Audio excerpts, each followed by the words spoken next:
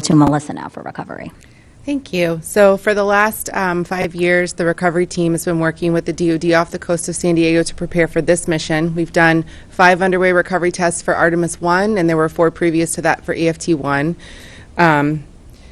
Our last one was last fall, and we were certified and ready to go. And so the timeline for deployment, it's a 42-day mission. We will wait until we launch, and we're confident when we're landing, and we deploy about 20 days prior to splashdown.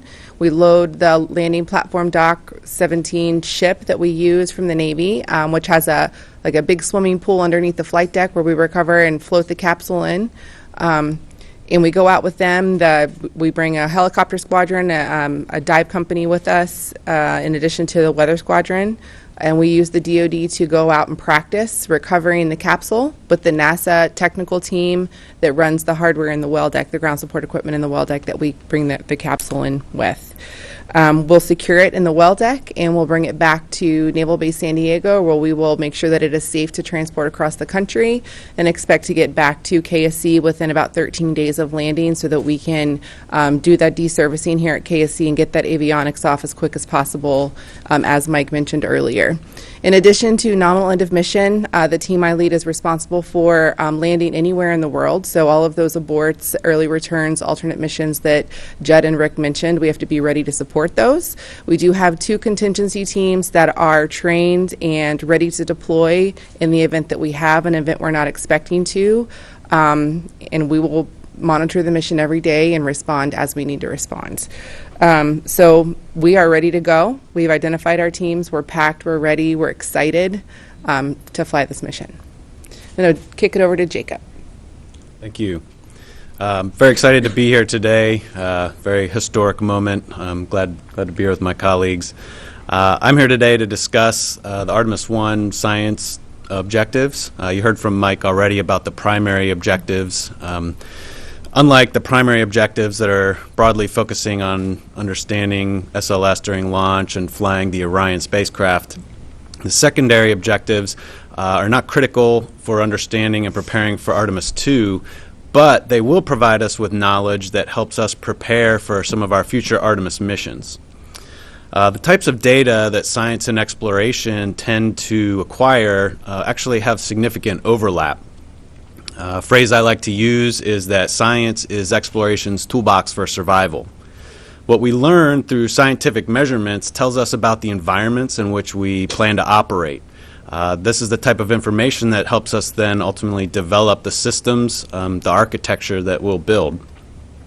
Likewise, for each human exploration mission, there are numerous opportunities for science to be conducted, technology demonstrations to be conducted.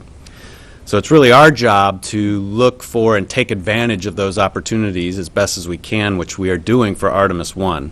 Really, science enables exploration, and exploration enables science. So the payloads and instruments on Artemis 1 reflect contributions from across our agency, including 5 international partners and partnership with academia, industry, as well as other research institutions. There are basically 2 groups of secondary payloads. We have CubeSats, which will ride along with the SLS and be deployed at several steps along the path. And then we also have activities that will be conducted within the Orion. The CubeSats, these are really kind of a low-cost, high-risk but high-reward type of activity.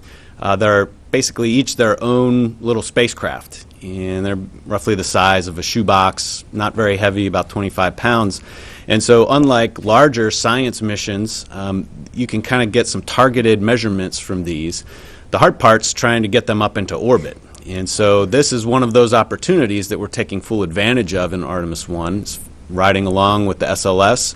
And often CubeSats go into a low Earth orbit. So in this case, we're providing a very unique opportunity for them to get farther out. So we have a series of these CubeSats. Some of them are testing technology for navigating in deep space. We even have one that's traveling farther out, going to encounter an asteroid. But some of them will be focusing more on the moon, making measurements of the moon, in fact, mapping where some of the water deposits might be. Again, this is important to us looking forward, planning future Artemis missions, understanding where some of these valuable resources are located. We'll be learning how to fly in space. We'll even actually have one that's landing on the surface of the moon. Another key aspect is learning about the radiation environment. So some of these CubeSats will characterize that environment and even study the way that biology responds to that space environment. This is the environment through which our hardware will fly and operate through all future Artemis missions, as well as where our crew members will be living. So it's critical for us to continue to learn about this environment moving forward. Now, Orion will also be doing very similar activities. We have a number of dosimeters and other radiation sensors that will ride inside the Orion. And we actually have several Moonikins. We have Commander Campos Moonikin will be flying in the commander seat. That name was selected through a public competition a little while ago. So we're excited for the commander to be flying on this flight. Have some radiation sensors in the flight suit pockets, but also measuring kind of the forces that the commander seat will experience with an astronaut on board. We'll also be testing several ways to try to mitigate radiation that the astronauts could experience in flight. So we'll be using our other mannequins to basically test out suits that could potentially protect them from that radiation. Also on board Orion will be some additional biology experiments that will fly through that deep space environment and actually come back with Orion, so we can actually bring it back and do some analyses here on Earth to better understand it. So together, this really helps lay the groundwork and contribute to the knowledge base that we'll need for future Artemis missions for their success going to the moon. Recently, while addressing the science community at meetings, I've been kind of using this theme with our science mission director at Partners that, man, this is getting real. Mike already talked about the atmosphere, and I can confirm the atmosphere here is like nothing I've ever experienced before. It is definitely getting real. The rocket outside on Launch Pad 39B will be writing the next chapter of space exploration and space science. That chapter will include science all along the way, hand in hand with exploration. I've recently said to our science community, buckle up, everybody. We're going for a ride to the moon. So with that, I'd like to hand off to Melody. Good morning, everyone. I think it's still technically morning. So I'm very excited to give you the launch weather for Monday, but before we get to that, I have to talk about the weather pattern for today, and I don't think I'm going to surprise anyone in this room when I tell you that it's probably going to rain today. So with that, we'll go ahead and look at satellite, and we'll go ahead and talk about the pattern. So this morning, as you're looking at satellite, you can see some thunderstorms beginning to form along the west coast of Florida today, and we're also seeing some little clouds begin to form across the Space Coast. So with that, we do have a light south-southwesterly flow regime in place, and what that normally means is we're going to have some of those sea breezes collide along the east coast of Florida this afternoon. And because the flow is so light, a lot of these storms are going to be boundary driven, which means some are going to be traveling west, some are going to be traveling east. It's a stormy afternoon for sure that's in store for us. As we get into tomorrow, this flow regime is actually going to switch to more of an onshore flow regime out of the south-southeast. What that normally means is that we will have showers and thunderstorms approaching the coastline during the morning time frames. For any work that needs to get done out at the pad tomorrow, we will likely still have thunderstorms, but we'll probably be able to have a lower lightning threat in the late afternoon and early evening hours, and that is just due to the fact that the east coast sea breeze will likely move west away from the spaceport during that time frame. So now let's get into launch weather, the actual outlook for Monday morning. So with that, we do have a probability of 70% of favorable weather, so that is a probability of violation of 30%, i.e. 70% go. The weather looks pretty decent, as you can tell by the probability. The main concern, of course, is going to be those offshore showers and possibly a few thunderstorms as well. So with that, the cumulus cloud rule, the surface electric field rule, and the flight through precipitation rule will mainly be our concerns during that time frame. You may notice I don't have a backup launch window forecast for you, and that is because that is a 6-day forecast, and we don't do launch forecasts earlier than 3 or 4 days. So for an outlook for that, we would have that available on Monday if we need that. So with that, I can go ahead and conclude my portion of the brief. Enjoy the launch. Melody, thank you. All right, we now invite reporters in the room to ask questions, but also reporters on the phone will be taking questions from you and also social media. And in order to bring those questions to us, just use the hashtag Artemis. All right, so a question in the room right there. Marcia Dunn, Associated Press. Charlie, how late can you delay fueling and still make the window on Monday? And for Melissa, you mentioned that, you could be chasing this capsule anywhere around the world when it's coming back. How equipped is it to land on land versus water? And when there's a crew on board, how do you possibly deploy your crew to anywhere in the world? All right, so I'll talk about the tanking question first. We have taken all of the lessons learned from wet dress, and we did make some additional changes to the tanking timeline. You'll notice that we actually increased that hold prior to tanking from an hour and a half to 2.5 hours, and that was to allow us to back some of the work up to align us really well for an on-time tanking. But certainly on any given day, you can have a technical issue or you could have a weather issue. We do have a 2-hour launch window. And so we have the ability to certainly, press within that 2 hours. So how late can we be? It really depends on which part of the tanking we got held up in, because, we have a sequence of how we need to go load, core stage, then upper stage. But if it was at the very beginning, I would say we have about 2 hours there and still make the end of the window. But you get more flexibility, certainly, depending on, when you actually started the tanking operations. And for the questions you asked me, so the capsule's not designed to land on land. That would be definitely the worst day for us.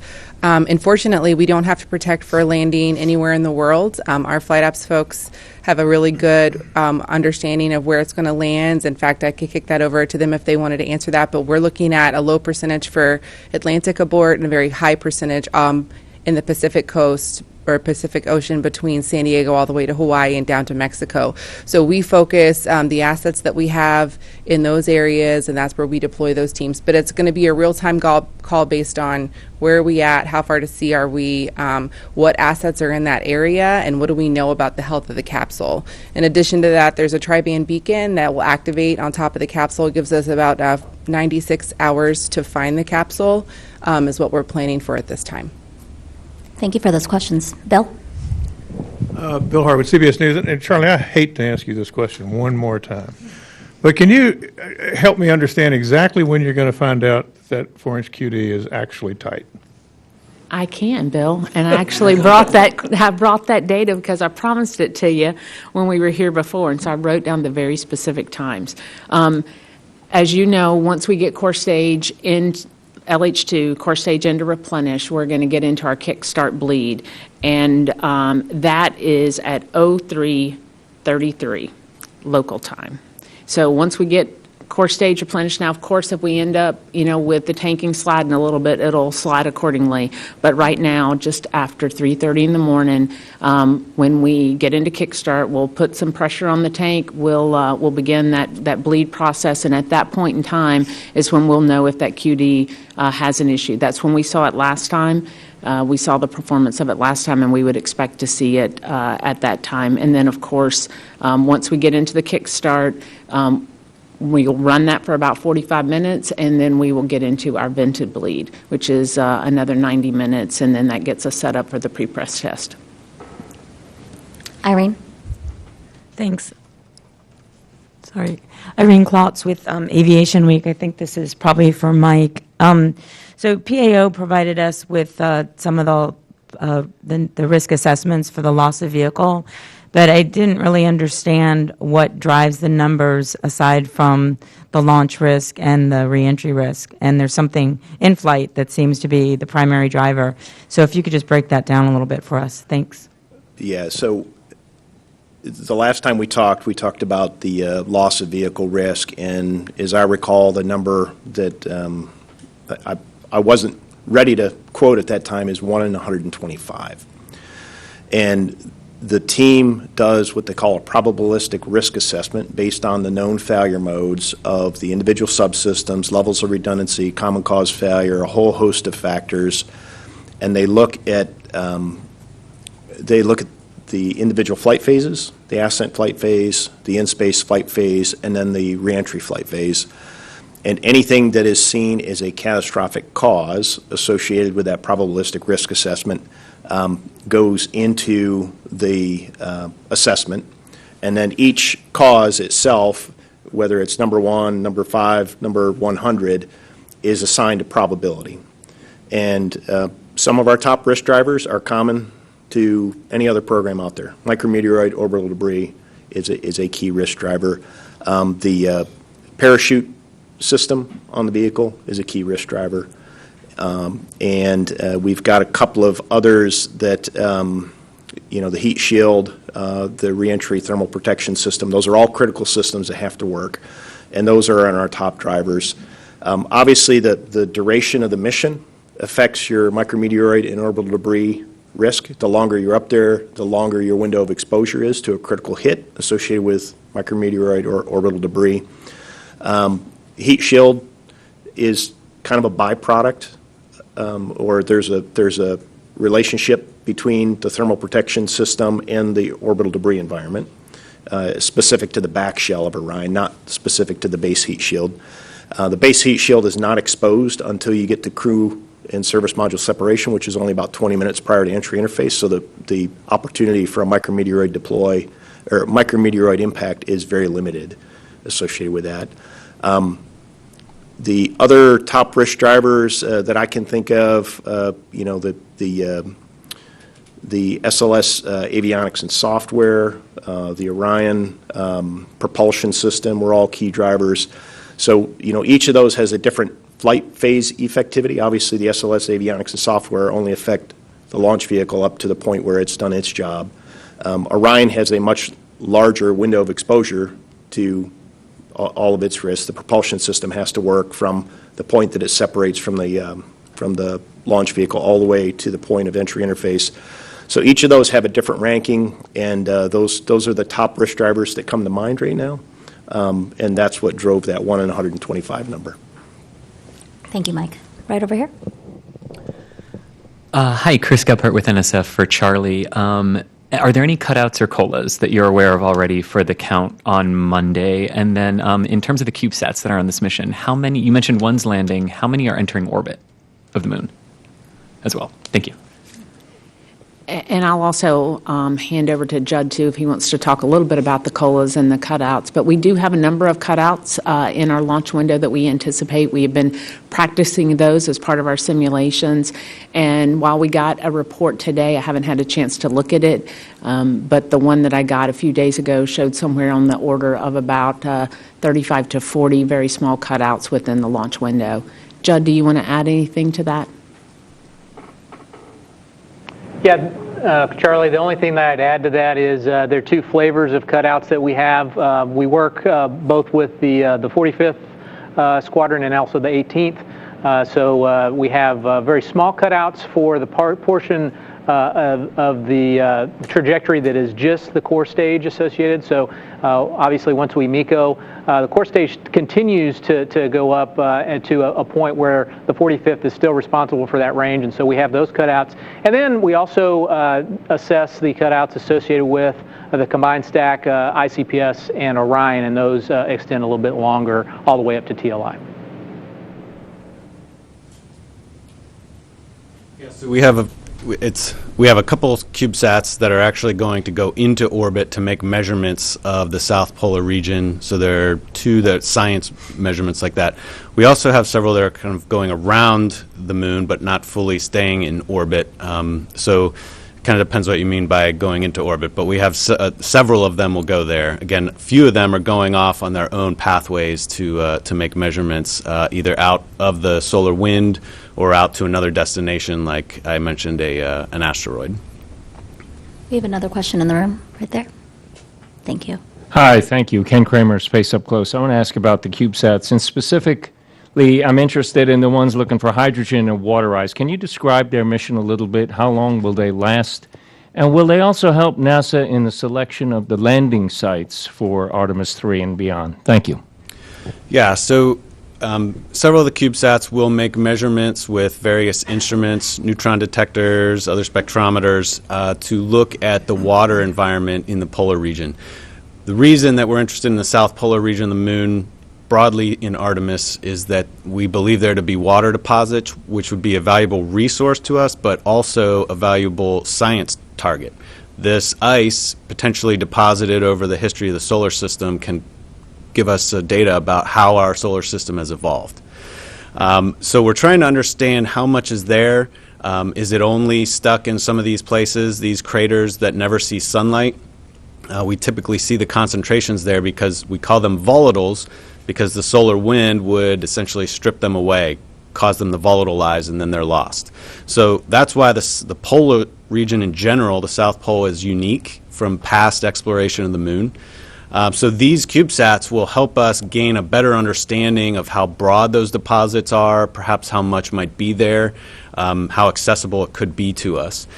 So that's the type of measurement that's being made with these CubeSats, and they'll be doing that over periods of months as they get into an orbit, and depends how long they can stay in those orbits. Well, any knowledge we gain will certainly help influence decisions down the road. All the knowledge we gain from any scientific observation about the South Polar region would influence that.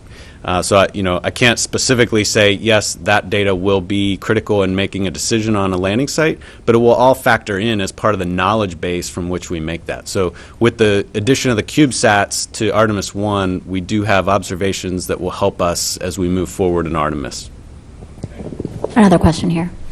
Hey, good luck Monday. Congratulations on getting here, of course. Been hearing from some folks kind of under the radar. There are some concerns about how long SLS has been out on the pad, exposed to elements. Perhaps this is a question for Mike. But I'm just wondering if you can kind of quantify. I know it was briefly mentioned at one point pushing into the fall might cause some concerns about how long SLS was out there, but at this point, how much of a concern is that related to corrosion or other elements? Thanks. Yeah, we do track what we consider to be limited lifetime items, and we've got a whole host of systems that either were previously activated or we had to be mindful of their timing relative to setting up for a launch attempt. Certainly the loading of hypergolic fuel that's used for reaction control systems is one of those items that we look at. There are a whole host of other items that we do track. None of those right now relative to the launch period that we're looking at are key risk or key concerns, and we did review those at the flight readiness review, and while we understand there's a non-zero level of risk associated with the amount of time that hardware elements from the tip of the Orion spacecraft all the way to the tail of the rocket have been out there, we've characterized that, we've been tracking it, and right now there aren't any poke outs that we're concerned with. We have a question in the front row here. Thank you. Tarek Malik with Space.com. I think for Mike, you mentioned earlier just the nature of the test flight, that there could be weather, there could be a glitch that might cause a delay. And I'm curious what the rationale or plan is in terms of going to a backup day like September 2nd or 5th, and depending on the nature, of course, of whatever issue. Earlier in the month at the media day, there was discussion about the amount of fuel available and having to pick the 2nd or the 5th. Is that issue solved, and you can go for both of those days with enough prop to fuel the vehicle both times? Thanks. Yeah. I mean, I'll take a first crack, and Charlie, you can add anything here. But we're comfortable with any of the opportunities in front of us. We do have varying launch windows depending on which day we're talking about. When we start getting to September 5th, we start having less than the full 2-hour launch window. So September 5th is about a 90-minute window, and September 6th is a 24-minute window. Otherwise, we've got 2-hour windows in front of us. In terms of why we scrubbed or what the next setup is, I really do look to Charlie and her launch operations team in terms of what the art of the possible is. And if that is a technical reason, she's going to come to us and tell us, if we need to gain access to the vehicle, what the art of the possible is. And if it was simply a scrub and need to replenish commodity, she'll tell us what the art of the possible is. I don't know, Charlie, if you have additional thoughts on that. Yeah, I think what you may be referring to is our replenishment plan. We, in the 850,000-gallon hydrogen sphere that we have out at the pad, we get one launch attempt after that. And so we do require a couple of days to go replenish hydrogen. What we will do, because we have that cutout in the launch window between the 29th and the 2nd, we will go ahead and top off both LOX and hydrogen, which really sets us up nicely for an opportunity when that window reopens on the 2nd. And then it also gives us some flexibility in the scrub because we will only need to take hydrogen after that. So while as a launch director, you always want to be, you want launch opportunities close together, but this cutout actually provides us a nice opportunity to top everything off and be in a great position to make a run at it on the 2nd. And then certainly after that, we would only need to take hydrogen, which takes a minimum of 48 hours. Thank you for your question. Over here. Hi there. Charlie, this is for you. I'm Mary Matheson from Surround Vision, a virtual reality production studio in the UK. And I'm just really intrigued about the sort of female presence and sort of elements to this mission. I've spoken to your colleague Melissa earlier today. Obviously we know the name is really significant, as well as obviously the idea, the concept and the ambition of having a woman on the moon. But it feels to me that it's much stronger than that and much deeper than that within NASA and the contractors. So how sort of important is that sort of female element for you personally, and also for future generations who might be interested in getting into this kind of work? Well, first, I feel extremely blessed to be in the position to lead this launch team and to be a part of this incredible mission. There is, without a doubt, a female presence as part of this in both the leadership of this program and the operations areas, as well as the name of the program itself. I reflect on Apollo and when we went to the moon before. 50 years ago, we had on the order of one woman, certainly in the case of the Apollo 11 launch, we had one woman in the firing room of 450 men, one. And today our team is made up, our launch control team is made up of about 30%. We have just under 100 engineers that'll be in the firing room on launch day, and 30% are women. So certainly the makeup of our workforce has changed over the course of the 50 years, and it's a very special, for me, it's extremely special to be part of this program and to be given the opportunity as the first woman launch director for NASA. A question here. Hello, this is Ada Monzon from Guapa, Puerto Rico. Congratulations to all. We feel the excitement and we thank you. I got two questions. You mentioned weather criteria, technical issues that may delay the launch, but also you mentioned public safety.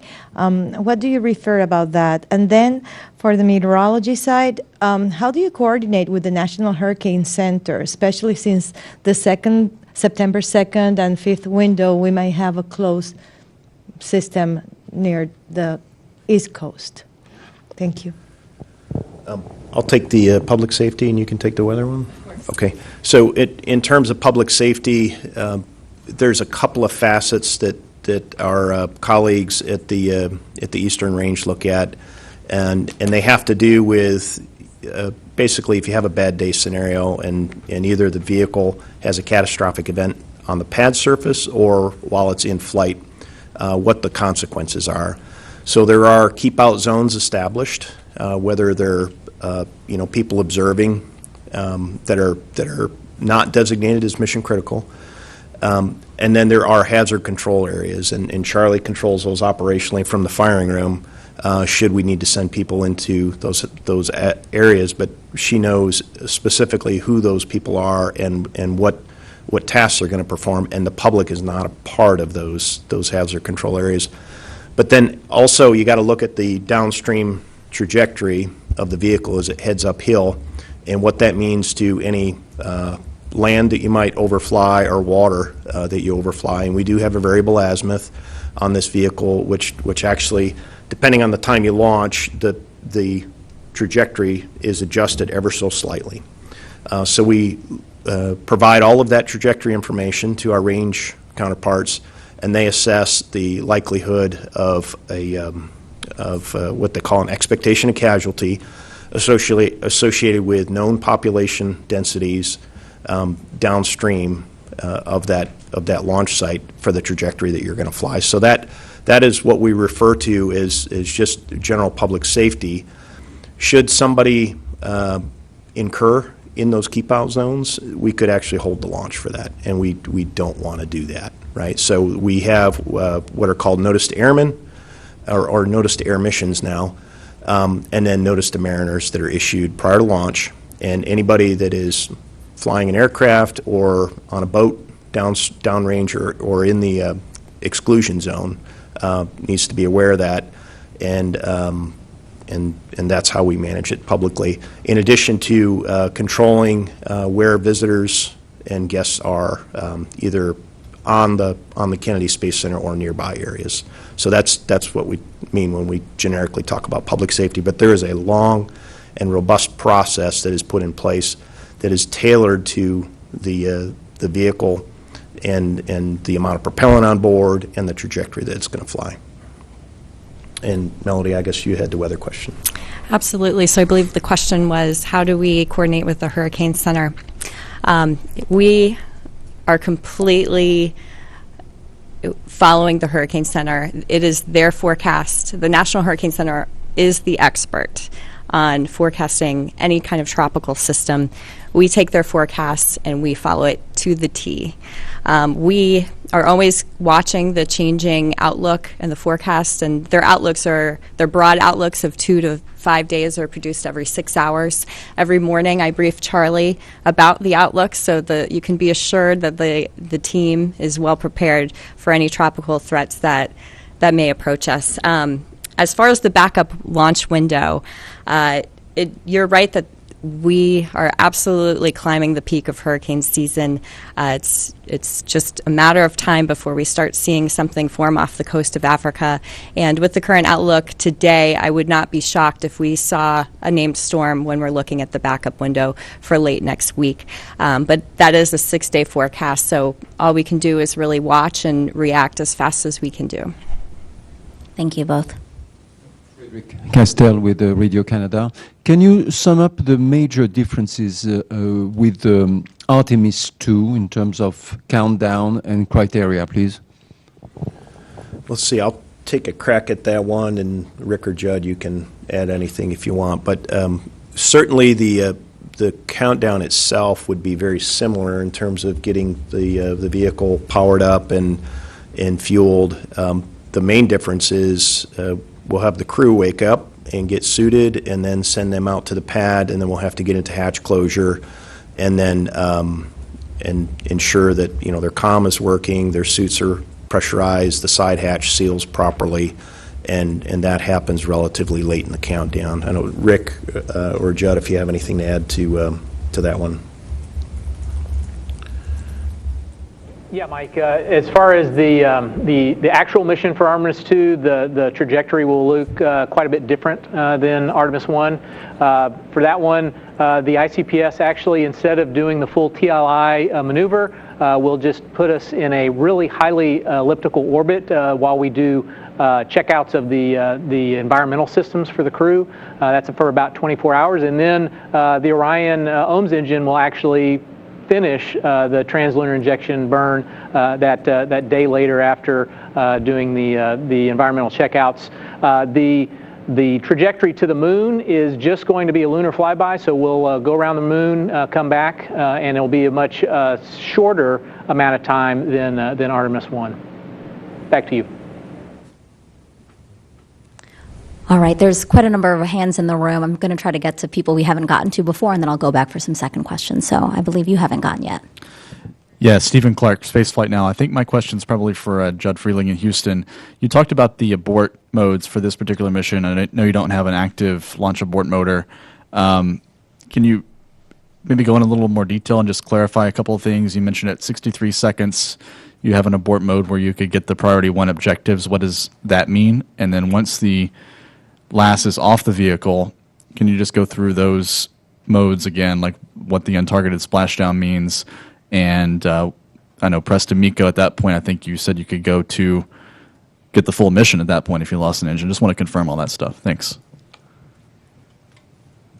That's a great question, great clarification. So once we get to the minute and 3 seconds or 63 seconds, we have the ability to complete the mission priority 1 objective. And really what that means is we likely will not have enough performance to do the full mission, in other words, go to the DRO, but we will have enough performance between the ICPS upper stage and adding additional energy from the Orion engines to make essentially either a highly elliptical orbit that will still get us the lunar entry speeds, or potentially we could do lunar flyby, much like the mission that we're planning for Artemis 2.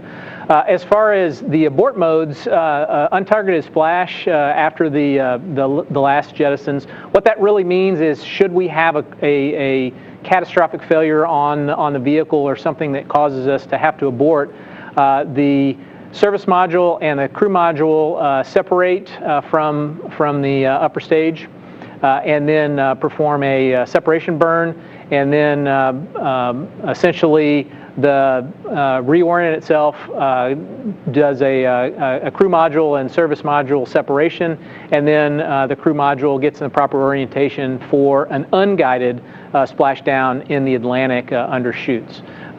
Certainly, when we get past the press boundary at approximately 3 minutes and 23 seconds, the press to MECO boundary, essentially we can do a completely nominal mission. The 3 remaining engines would burn slightly longer than they normally would be for that 8 minutes, so probably another minute or 2 longer. And then at that point, the core stage has done its job actually, and it has put the Orion and the upper stage in the proper orbit to continue a nominal mission.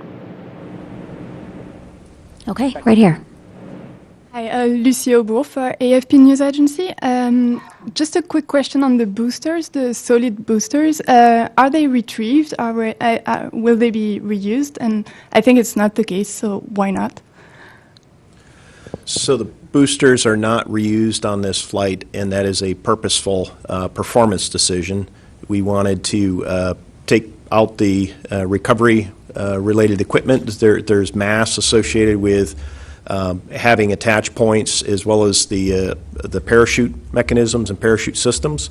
That is performance that we basically would take away from our ability to send crew and cargo to the moon. So we made a conscious decision to not recover the boosters in the interest of vehicle performance. Okay, we actually have a question from social, so let's get that one. Hey, thanks so much. We've got a question from Jay on Twitter. When does the Orion spacecraft switch to the Deep Space Network? I believe that's a question for Judd or Rick.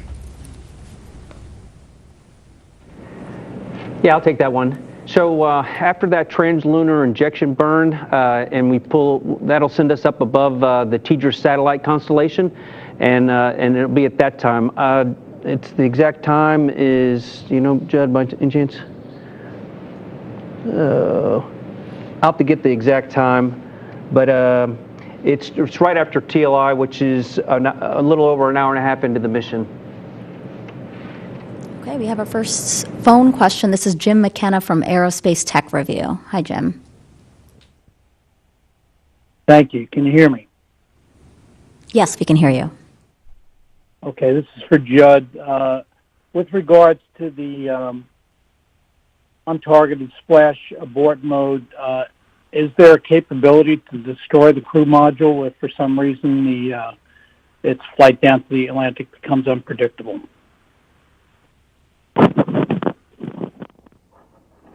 I'm sorry, you broke up. What was the question about the crew module? Is there a possibility to do what? With regards to the untargeted splash mode, do you have the ability to destroy the crew module if its flight down to the ocean becomes unpredictable?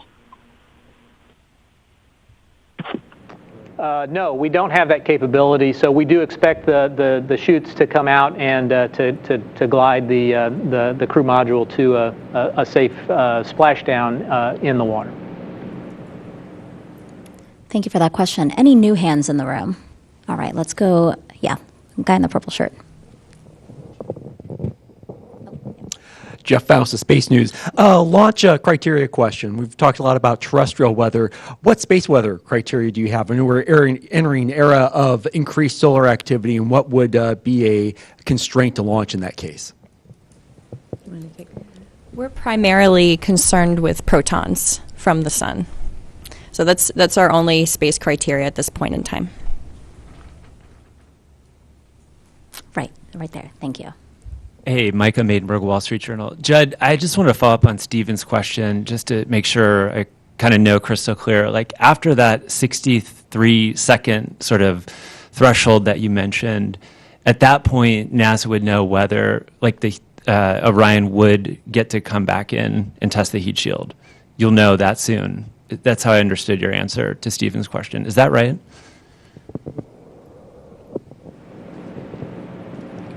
Yes, that's correct. We expect that we will be able to get that mission objective. Obviously, it depends on the performance that we had to that point, but the expectation is once we reach that boundary of 63 seconds and we have a subsequent engine failure after that, our expectation is that through a combination of depleting all of the ICPS fuel, upper stage fuel, and doing essentially a rev around a highly elliptical orbit, we'll use the Orion main engines to achieve lunar entry speeds. Yes. Thank you. Okay, we have time for a few more questions. I know, Chris, you've been waiting. Go ahead. Front row. Yeah, I think these are both for Charlie. Given that we might be watching tropical systems next week, how long does your teams need to deconfigure the vehicle to be able to pull it back for a hurricane protection scenario? And you mentioned that the cutoff that gets us to the second gives you some flexibility based on your propellant reload thing. When you say flexibility, does that mean the third and the fourth and the sixth are potential launch options? Like if you don't fuel on the second, could you try for the third, preserve the fifth? Can you just walk me through what those things are on the back of the window? Yeah. Yep, absolutely. I'm going to take that one first. So because we go ahead and top off both LOX and hydrogen, we're in a really great spot. Now, of course, all scrubs are dependent upon why you scrubbed, what it is. If it's a simple weather scrub, that's, no offense, Melody, but that's that's probably the best case scenario. But if you have a technical issue, you obviously have to go look at how do we go correct it, what does it take to do. But taking both LOX and hydrogen in that window really opens up our capability. So we'll be ready on the second, but if for some reason we couldn't launch on the second, we could look at a subsequent opportunity. If we decide not to tank, we have a 24-hour hold capability, so we can try the next day. But once we commit to tanking, and depending on how far into the tanking sequence we get, then we get into that replenishment. After each time that we load hydrogen in the core stage, we need some level of replenishment. And so our baseline is about 2 days. Certainly, depending on how much and how far into the load you got before you had an issue would drive what those actual commodities are. And we look at all of that in the scrub meeting. But to answer your question very directly, yes, there are other opportunities that we could look at. It doesn't have to be the second or the fifth. It really depends on why we scrubbed and what kind of issue we're looking at. But for the most part, our scrub turnaround is always driven by hydrogen replenishment. And what was the first part of your question again? I'm sorry. If we got into a situation where you needed to roll back for hurricane protection, yes. how long do you need to deconfigure the vehicle to pull it back? We need about 3.5 days. And so we look at the weather every day, look at the tropics, and certainly when I say we have about 3.5 days of work to go do, more is better. That's probably, the streamlined case. And then, of course, we also have to look at, when we expect local weather to impact here and then back up from that, because we, have a workforce that we have to release and allow them to get home and do their own securing. So we look at it very closely, but it is about 3.5 days, very full days of work to get deconfigured and ready to roll. Bill, and then Irene, and then another new hand here. Bill Harwood again. Two very quick questions for Judd Freeling. Again, following up on Stephen's question, is there any scenario where you could lose 2 engines and still get any mission at all going uphill? And the second question, when you dip into the atmosphere during the skip reentry, and you might have said this and I just missed it, from 400,000 feet, how deep do you go before you come back up and then resume the descent? Thanks. All right, thanks, Bill. Let's see. The first question about 2-engine capability. Yes, there is some amount of 2-engine out capability, and so it all depends on where you would have lost the first engine and then in relation to the second engine. The controllability of the stack seems to do pretty well on 2 engines. So obviously you'd be burning really to the limits of what the gas or the fuel in the core stage can do, and that's probably around 12-ish minutes or so. So it all depends on the timing associated when those 2 engines went out. As far as your second question, yes, after you get at the 400,000 foot entry interface level, you'll dip down to about 200,000 feet, and then you'll start to come back up, and you'll reach an apogee of about 250,000 feet before you start coming back down again. Back to you, Megan. Go ahead, Irene. Aviation Week.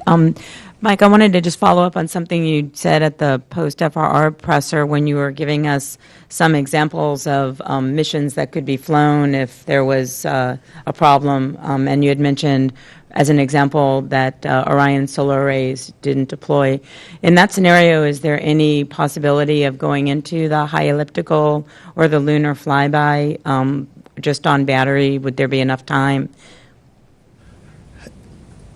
We will look at the situation post translunar injection, and Rick and Judd, you can add whatever you feel is appropriate here. But I mean, it really would come down to what is the power balance of the vehicle.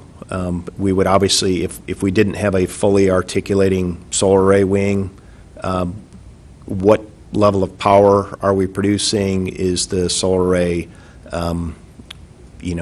still attached, or did it just shear off? And then you would have to look at what mitigations and tools do you have in your toolkit to do that.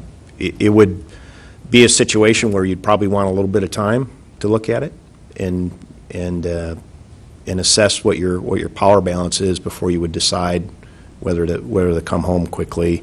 I don't know, Rick, do you have thoughts on Irene's question in terms of a broken solar array type of situation? Yeah, like you said, Mike, it really depends on the scenario. What are we dealing with? But I can say that if we have 3 fully functioning solar arrays, we can execute the entire mission. So we just have to assess what's going on with that one problematic array and then make a decision from there. Here, front row. With Talking Space. It's probably for Mike or Charlie. If I understand correctly, the flight termination system has a set amount of time that it can still be out on the pad before it needs to be rolled back and changed out. So how far out can you go with attempts before you would need to change that system out? Do you want to take that one, Charlie? Sure. So our flight termination system carries 2 parameters with it. It's a 20 and a 25-day parameter. The 20 is from the time we test the system end-to-end in the VAB to the first launch attempt, and then after 25 days, we need to retest it again. And the only place that we can test it is in the VAB. And so when you look at when we started that test in the VAB, we'll certainly meet our 20-day on that initial launch attempt. And when you play out the days, it gets us through the opportunity on the 5th. All right, and one last question over here. Hi, thank you. Ken Kramer, Space Up Close. Talking about hurricanes and Orion, my question is, what if a hurricane or tropical cyclone develops in the Pacific on our way back? What are your options to alter the trajectory? And I wonder also the length of the mission. Could you do another loop around the moon and extend the mission to avoid that? Thank you. Yeah, Rick, we talked this one at the agency flight readiness review, and you've got a plan, so do you want to take this one, Rick or Judd? Yeah, well, I'll do the first part, and then I'll let Judd address the return piece of it. Yes, we'll be assessing the weather while we're in the distant retrograde orbit before we depart the orbit and make that assessment. And we could stay in the DRO. It's a very stable orbit. There's very minimal use of consumables as far as prop or anything else. So we could easily stay in the DRO for another lap, which is another couple of weeks. And then I'll hand over to Judd to cover options for the entry piece of it. Yes, for the entry piece, essentially our trajectory over the face of the Earth is set way back at that RPF or when we do our deorbit burn from the moon. So we only have a fixed amount of things that we can do to correct that. We do have the ability to essentially, if depending on where we decide we want to do that, we have the ability to modify the timing that we get to the Earth by maybe plus or minus a day, but that means we have to know really a week in advance. Other than that, the day of, we have the ability to either land a little bit longer, closer into to San Diego, kind of near the Catalina Islands, or we can land shorter, which will be up to 1,200 nautical miles away from San Diego Site 3, which is our main landing site. Obviously, we can make that decision. We'll make that decision 3 days or so before we actually get to entry interface, and that'll be in consultation with Melissa and her team, as that the ship will be about halfway in between that 1,200 nautical mile range at 600 nautical miles to make that decision whether that team heads inland or continues out to the 1,200 nautical mile range. Okay, that'll wrap up today's briefing. Thank you to all of our participants, and thank you to all of you guys who had such insightful questions and also for your interest in Artemis 1. Again, launch of this uncrewed flight test is in less than 2 days, and the 2-hour launch window opens at 8:33 a.m. Eastern Time. You can learn more about this historic mission online or on our social media channels that will pull up on the screen for you here in a second. And then our live coverage on NASA TV will begin at 6:30 a.m. Monday, also on our streaming channels. We hope you can join us.